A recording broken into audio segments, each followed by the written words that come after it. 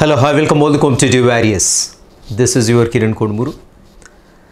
Yes, తెలంగాణలో job calendar release అయింది మనందరికీ తెలిసిన విషయమే. సో ఈ ఇయర్ కావచ్చు ఆల్రెడీ రిలీజ్ అయినటువంటి నోటిఫికేషన్స్, నెక్స్ట్ రిలీజ్ కాబోయేటువంటి నోటిఫికేషన్స్ అండ్ దానికి సంబంధించినటువంటి particular schedule and tentative examination date and tentative మనకు నోటిఫికేషన్ ఎప్పుడు వస్తుంది అనేటువంటి విషయాలు అయితే రిలీజ్ కావడం జరిగింది ఆల్రెడీ ఫ్యూ డేస్ బ్యాక్ అండి. సో చాలామంది దీని గురించి చెప్పడం జరిగింది, మీకు కూడా చాలా క్లియర్ కట్ అవగాహన అయితే ఉండుంటుంది. ఇప్పుడు వేరాజ్ ఇక్కడ వచ్చేసి మనం ఏంటంటే ఈ యొక్క జాబ్ క్యాలెండర్లో ఏ జాబ్కి ప్రిపేర్ అయితే బాగుంటుంది. సో మనకి మల్టిపుల్ క్వాలిఫికేషన్స్ ఉంటాయి. సో చాలా వాటికి మనం క్వాలిఫై అయి ఉంటాం రాయడానికి. సో మరి ఇలాంటి సిచ్యువేషన్స్లో జాబ్ క్యాలెండర్లో చూస్తే చాలా రకాల జాబ్స్ కనపడతాయి. సో మనం ఏ జాబ్కి ప్రిపేర్ కావాలి, ఎందుకు ప్రిపేర్ కావాలి, ఎలా ప్రిపేర్ కావాలి, ఒకవేళ నేను ప్రిపేర్ అయినటువంటి జాబ్ ఏదైతే ఉందో దాంట్లో పోస్టులు లేకుంటే నా పరిస్థితి ఏంటి. సో $1 million క్వశ్చన్ అండి ఇదే. సో చాలామంది మెసేజ్ పెడుతున్నారు, సార్ ఇక జాబ్ క్యాలెండర్ గురించి ఒక పర్టికులర్ అవగాహన, సో దీని గురించిన ఏదైనా ఒక వీడియో మాకు యూస్ఫుల్గా ఉండే వీడియో చేయండి అన్నట్టుగా పెడుతున్నారు. సో నేను ఆలోచించి నాకు ఇది బెటర్గా ఉంటుంది అన్నట్టుగా ప్రిపేర్ చేయడం జరిగింది. సో చూద్దాం ఏంటి అనేది. ఫస్ట్ టైం మనం ఛానల్ చూసినట్టు తప్పకుండా సబ్స్క్రైబ్ చేయండి. అండ్ అదేవిధంగా మనకి యాప్ స్టోర్లో వచ్చేసి కేకే బయాలజీ అనేటువంటి యాప్ అనేది అందుబాటులో ఉంటుంది. దాంట్లో డిఎస్సికి సంబంధించిన వీడియోస్ టెస్ట్ సిరీస్లను స్టార్ట్ కావడం జరిగింది. సో ఎవరికైనా కావాలంటే తీసుకోండి. అండ్ ఫర్దర్గా ఈ కేకే బయాలజీ అయితే డౌన్లోడ్ చేసి పెట్టుకోండి. అండ్ ఫర్దర్ ఉండేటువంటి జాబ్ క్యాలెండర్ని బేస్ చేసుకొని అనేక రకమైనటువంటి కోర్సులు ఇంట్రడ్యూస్ చేయడం కూడా జరుగుతుంది. రైట్, సో చూద్దామండి ఇంకా. రైట్, మనం ప్రిపేర్ అయిన జాబ్లో పోస్టులు తక్కువ ఉంటే నా పరిస్థితి ఏంటి. ఇక్కడ ఇలాంటి సిచ్యువేషన్స్లో మనం ఒక తెలివైనటువంటి నిర్ణయాన్ని ఏ విధంగా తీసుకోవచ్చు, సో చూడడానికి అయితే ప్రయత్నిద్దాము. అండ్ ఇక్కడ చూద్దామండి. సో జాబ్ క్యాలెండర్ మనందరికీ తెలిసిందే. సో ఇది ఇంకా దీని గురించి డీటెయిల్డ్ ఎక్స్ప్లెనేషన్ ఏం లేదండి. సో ఓవరాల్గా మొత్తానికైతే చాలా రకాల జాబులు అయితే ఇక్కడ కనపడుతున్నాయి. సో టెట్ 2 సార్లు కనపడుతుంది, డిఎస్సి కనపడుతుంది మనకు. అదేవిధంగా గ్రూప్స్ 1 కావచ్చు, 2 కావచ్చు, ఆల్రెడీ నోటిఫైడ్ అయిన వాటికి ఎగ్జామినేషన్ డేట్, అండ్ రాబోయేటువంటి గ్రూప్ 2 కావచ్చు, గ్రూప్ 3 కావచ్చు, ఎప్పుడు ఉన్నది, ఏం సంగతి, ఎంత డ్యూరేషన్ దొరకడానికి అయితే ఛాన్స్ ఉంది, ఇలాంటి అంశాలన్నీ కూడా దీంట్లో పొందుపరచడం జరిగింది. సో ఇవన్నీ కూడా మీరు చూస్తుంటారు. అండ్ డీటెయిల్గా ఒక్కొక్క దాని నుంచి అయితే నేను ఎక్స్ప్లెయిన్ చేయదలుచుకోలేదు. అండ్ ఫారెస్ట్ బీట్ ఆఫీసర్ ఇలాంటివన్నీ కూడా ఉన్నాయండి. సో దాదాపుగా నెక్స్ట్ ఇయర్ ఇవి షెడ్యూల్ ఉన్నాయి. చాలా వరకు అయితే ఫిబ్రవరి నుండి స్టార్ట్ అయ్యి మనకి జూన్, జూలై వరకు అలా కంటిన్యూ అయిపోతున్నాయి. సో మరి ఇలాంటి సిచ్యువేషన్స్లో మనము ఏ జాబ్కి ప్రిపేర్ కావాలి ఏంటి అనేది అసలు నిర్ణయించుకోవడానికి ఎలాంటి అంశాలు దృష్టిలో పెట్టుకోవాలైతే చూద్దామండి మనం. రైట్, ఇక్కడ ఒకసారి చూసినట్లయితే జాబ్ క్యాలెండర్లో ఖాళీలు అయితే తక్కువగా ఉన్నప్పటికీ కూడా మనకి ఏంటంటే, సో మనకి థంబ్నెయిల్ పైన చూసినట్టుగా జాబ్ క్యాలెండర్లో ఈ యొక్క ఏవైతే జాబ్స్ ఉన్నాయో నోటిఫికేషన్లో మన ఖాళీలు మెన్షన్ చేయలేదు. ఇన్ కేసు తక్కువ ఉంటే మన పరిస్థితి ఏంటనే డౌట్ మనకి. సో తక్కువ ఉండడమా ఎక్కువ ఉండడం అది సెకండరీ ఇష్యూ అండి. మనం దేనికైతే ప్రిపేర్ అవుతున్నాం, ఖాళీలు అయితే ఖచ్చితంగా ఉంటాయి కదా. సో ఖాళీ లేకుండా అయితే నోటిఫికేషన్ అయితే ఇవ్వడు కదా. సో నోటిఫికేషన్ డేట్ ఇచ్చాడంటే ఖచ్చితంగా నోటిఫికేషన్ సంబంధించినటువంటి కొన్ని ఖాళీలు అనేవి ఆల్రెడీ పర్టికులర్ డిపార్ట్మెంట్స్ దగ్గర ఉండుంటాయి. సో ఆ డ్యూరేషన్, ఆ నోటిఫికేషన్ వచ్చేంతవరకు ఈ మధ్యలో ఏమైనా ఖాళీలు ఏర్పడినట్లయితే అనేక రకాలుగా ఖాళీలు అయితే ఏర్పడడానికి అయితే ఛాన్స్ ఉంటుంది. రిటైర్మెంట్స్ కావచ్చు, అన్ఎక్స్పెక్టెడ్ డెత్స్ కావచ్చు, లేదంటే సో ఎక్కడైనా డిమాండ్ బాగా ఉన్న దగ్గర ఇంకొక సూపర్ న్యూమర్ అంటే ఒక పోస్ట్ను క్రియేట్ చేయడం కావచ్చు, ఇలాంటి వాటి వల్ల ఖచ్చితంగా నోటిఫికేషన్లు అయితే ఖాళీలు ఉంటాయి. అవి ఎక్కువ తక్కువ అని మనకు ఆ పర్టికులర్ సర్టెన్ డేట్ వరకు జరిగేటువంటి ఇన్సిడెంట్స్ని బట్టి అది డిపెండ్ అయి ఉంటుంది. సో ఖాళీలు అయితే ఖచ్చితంగా ఉంటాయి, ఇంతవరకు అయితే గ్యారంటీ. ఓకేనా, రైట్. సో ఒకవేళ ఖాళీ తక్కువ ఉంటే ప్రిపేర్ కామండి. ఫర్ ఎగ్జాంపుల్ 10 పోస్టులు ఉన్నాయి, ప్రిపేర్ కదా అవుతాం కదా. 100 పోస్టులు ఉన్నాయి, ప్రిపేర్ కా అవుతాం కదా. సో కాబట్టి ఖాళీలు ఎన్ని ఉంటాయన్నది సో మైండ్లోంచి తీసేయండి ఫస్ట్. సో మరి దేనికి ప్రిపేర్ కావాలి, ఏ డిసిషన్ తీసుకోవాలి ఒకసారి చూద్దాము. సో ఇక్కడ చూసినట్లయితే ఎస్ఐ కానిస్టేబుల్ టీచర్ జాబ్స్కి దాదాపుగా మనకి ఇక్కడ ఒక్కసారి జాబ్ క్యాలెండర్లో చూసినట్లయితే దాదాపుగా ఎస్ఐ కావచ్చు అండి, కానిస్టేబుల్ కావచ్చు, టీచర్స్ జాబ్స్ కావచ్చు. సో వీటికి చూసినట్లయితే దాదాపుగా మనకి 8 నెలల సమయం ఉందండి. 8 నెలల సమయం ఉంది. సో ఒక రోజు, 2 రోజులు, 3 రోజులు కాదు, 8 నెలల సమయం ఉంది. సో ఆ సమయాన్ని కూడా దృష్టిలో పెట్టుకోండి కంపల్సరీ. సో దేనికి ప్రిపేర్ కావాలని నిర్ణయం తీసుకునే ముందు చూద్దాం ఒకసారి. సో ఎలా తీసుకోవాలని, ఆ పరీక్షలో సబ్జెక్ట్ ఇష్టపడి చదువుతున్నారా లేదా నోటిఫికేషన్లో పోస్టుల సంఖ్యను చూసి నిర్ణయం తీసుకోకండి ఎట్టి పరిస్థితుల్లో కూడా. ఇక్కడ చూడండి, ఒక్కసారి మనకి ఆ పర్టికులర్ సబ్జెక్ట్ ఏదైతే ఉందో మీకు ఆల్రెడీ టచ్లో ఉన్న సబ్జెక్టా, సో మీ అకాడమిక్ బ్యాక్గ్రౌండ్లో ఉండేటువంటి సబ్జెక్టా, సో అలా సబ్జెక్ట్ ఆల్రెడీ టచ్లో ఉండి మన అకాడమిక్ బ్యాక్గ్రౌండ్లో ఉన్నట్లయితే, ఆల్రెడీ ఇన్ని రోజులు అది ప్రిపేర్ అయినట్లయితే, ఇష్టంగా ప్రిపేర్ అయినట్లయితే ఖచ్చితంగా అదే జాబ్ ప్రిపరేషన్ కంటిన్యూ చేయండి.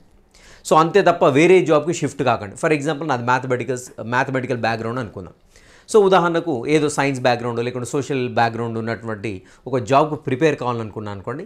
సో నేను ఇష్టం లేకుండా బలవంతంగా చదువుకుంటూ నేను దానికి ప్రిపేర్ కావడం అనేది చాలా తప్పు పని. ఎందుకంటే మనకి ఇష్టం ఉండదు, సో ఇంట్రెస్ట్ రాదు. సో కాబట్టి దానిపైన మనం ఫోకస్డ్గా ఉండమండి.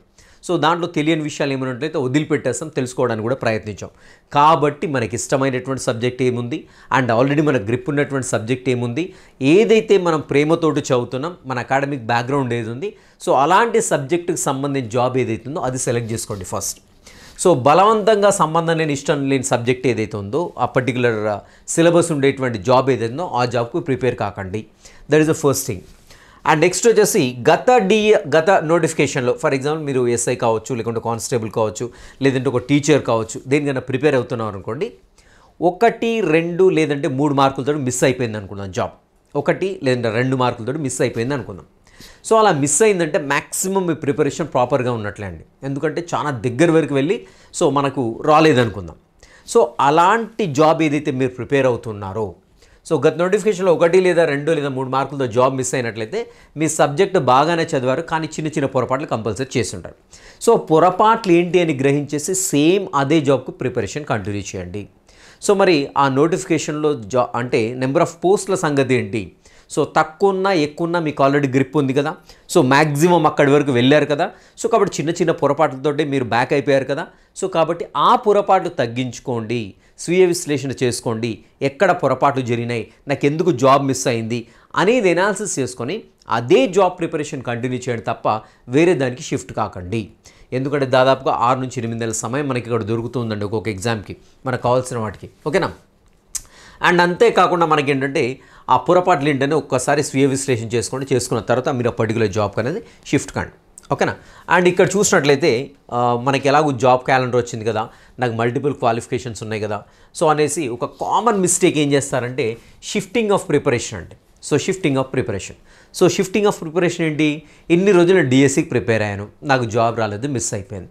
సో నేను వెంటనే ఏంటి గ్రూప్ 2కి ప్రిపేర్ అవుతాను, లేదంటే గ్రూప్ 3కి ప్రిపేర్ అవుతాను, లేదంటే కానిస్టేబుల్కి ప్రిపేర్ అవుతాను, లేకుంటే ఫారెస్ట్ బీట్ ఆఫీసర్ దేనికో ఇలా షిఫ్ట్ అవుదాం అనుకుంటున్నాను.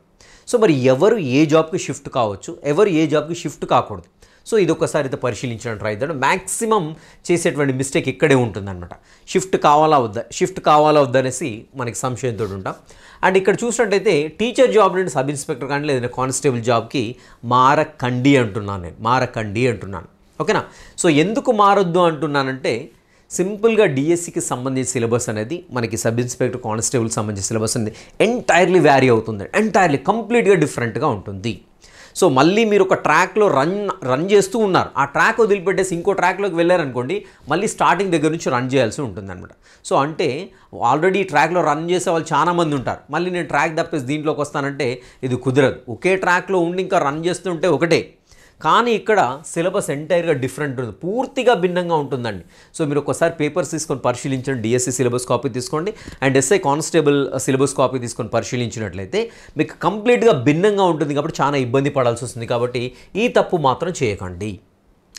నెక్స్ట్ వచ్చేసి సబ్ ఇన్స్పెక్టర్ కానీ కానిస్టేబుల్ నుండి గ్రూప్ 2 లేదా గ్రూప్ 3కి మారడానికి అవకాశం కొంతమేర కనపడుతూ ఉంటుంది.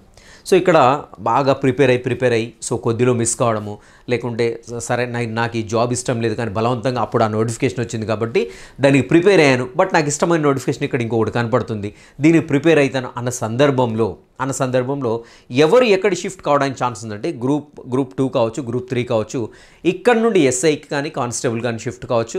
అండ్ ఎస్ఐ నుండి కానిస్టేబుల్, కానిస్టేబుల్ నుండి ఎస్ఐ కావచ్చు. అండ్ వీటి నుండి గ్రూప్ 2 కావచ్చు, అండ్ గ్రూప్ 3 కావచ్చు, గ్రూప్ 3 గ్రూప్ 2 ఇక్కడ వీటి మధ్యలో ఈ 4 నోటిఫికేషన్లు అయితే షిఫ్ట్ కావడానికి కొంతవరకు అవకాశం అయితే మీకు కనపడుతూ ఉంటుంది. ఎందుకంటే ఆల్మోస్ట్ ఆల్ మీకు చూసినట్లయితే సిలబస్ ఒక్కసారి దగ్గర పెట్టుకుని కంపేర్ చేసుకొని చూడండి, ఆల్మోస్ట్ ఆల్ సిలబస్ అనేది సేమ్ కనబడుతూ ఉంటుందండి. సో కాబట్టి మీరు ఇక్కడ ఈ ఏరియాలో మనకు కొంత ఫ్లెక్సిబిలిటీ ఉంది, సో కాబట్టి షిఫ్ట్ అయిపోవచ్చు అండి సింపుల్గా. అండ్ నెక్స్ట్ వచ్చేసి ఇంగ్లీష్ మీడియం నుండి వచ్చేటువంటి అభ్యర్థులు అండి. స్పెసిఫిక్గా డిఎస్సి పాయింట్ ఆఫ్ వ్యూలో చూసినట్టయితే ఇంగ్లీష్ మీడియం నుంచి వచ్చే అభ్యర్థులు ఏంటంటే మనకు డిఎస్సి ఏదైతే ఉందో మన తెలంగాణలో ఉండే డిస్ట్రిక్ట్లో మ్యాక్సిమం మనకి ఇంగ్లీష్ మీడియం పోస్టులు అనేవి లేవండి. సో ఒక హైదరాబాద్ డిస్ట్రిక్ట్లో మాత్రం మనకు కొన్ని కనపడుతుంటాయి, రంగారెడ్డి డిస్ట్రిక్ట్లో కొన్ని కనపడుతుంటాయి. సో మనకంటే ఇక్కడ స్కోప్ అనేది తక్కువగా కనపడుతుంది, ఇంగ్లీష్ మీడియంలో స్కోప్ అనేది చాలా తక్కువగా కనపడుతుంది. సో తెలుగు మీడియం వాళ్ళకేమో మన మిగిలిన డిస్ట్రిక్ట్లు అన్నింటిలో కూడా పోస్టులు కనపడుతున్నాయి. ఇంగ్లీష్ మీడియం వల్ల మాత్రం స్పెషల్గా ఏంటంటే మనకి హైదరాబాద్, రంగారెడ్డి అక్కడ కొన్ని మాత్రమే కనపడుతూ ఉన్నాయండి. సో మరి వీళ్ళ పరిస్థితి ఏంటి? ఇంగ్లీష్ మీడియం డిఎస్సి ఎవరైతే రాయాలనుకున్నారో వీళ్ళకి ఆల్టర్నేట్ ఏం కనపడుతుందంటే మనకు గురుకుల జాబ్స్ కనపడుతున్నాయండి. ఇక్కడ ఈ యొక్క జాబ్ క్యాలెండర్లో చూసినట్టయితే గురుకుల జాబ్స్ కనపడుతున్నాయి, అదేవిధంగా డిఎల్ కనపడుతున్నాయి. సో ఇఫ్ అట్ ఆల్ మీకు నెట్ కానివ్వండి, సెట్ కానివ్వండి, పిహెచ్డి కానీ క్వాలిఫికేషన్ ఉండి మీకు పీజీ ఉండి ఇవి ఉన్నట్లయితే ఖచ్చితంగా మీరు డిఎల్కి షిఫ్ట్ కావచ్చు.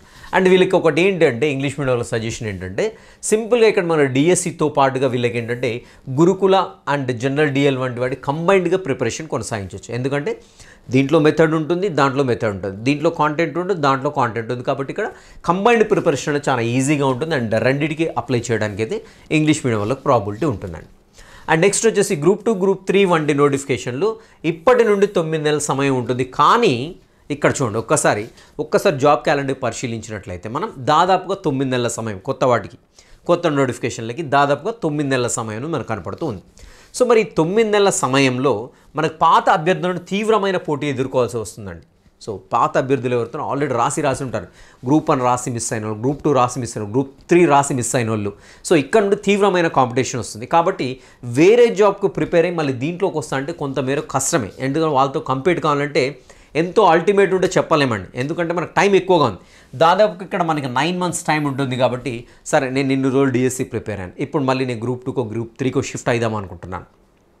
సో నేను అల్టిమేట్గా ఉన్నాను అనుకోండి, ఇప్పుడు స్టార్ట్ చేసినా కానీ వాళ్ళని కంపీట్ చేయొచ్చు.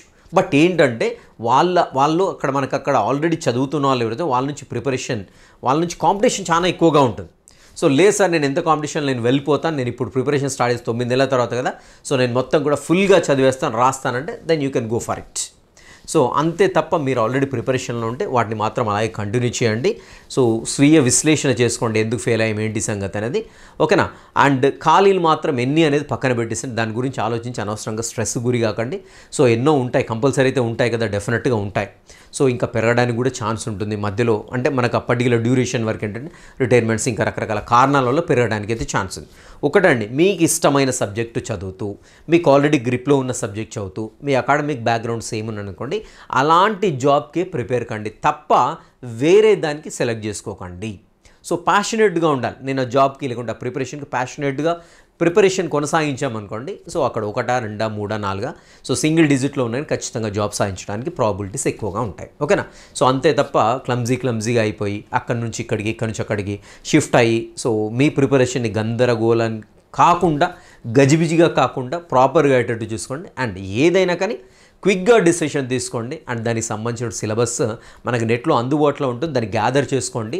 అండ్ దానికి సంబంధించిన మెటీరియల్ కూడా ప్రాపర్గా ఉందా లేదో ఒకసారి చెక్ చేసుకోండి. చెక్ చేసుకున్న తర్వాత సో వాటిని ప్రిపరేషన్ ఇమ్మీడియట్గా స్టార్ట్ చేయడానికి అయితే ప్రయత్నించండి, ఓకేనా.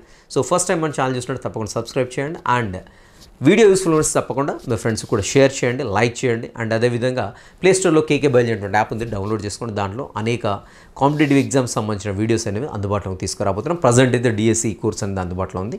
So that is what I want to say, right.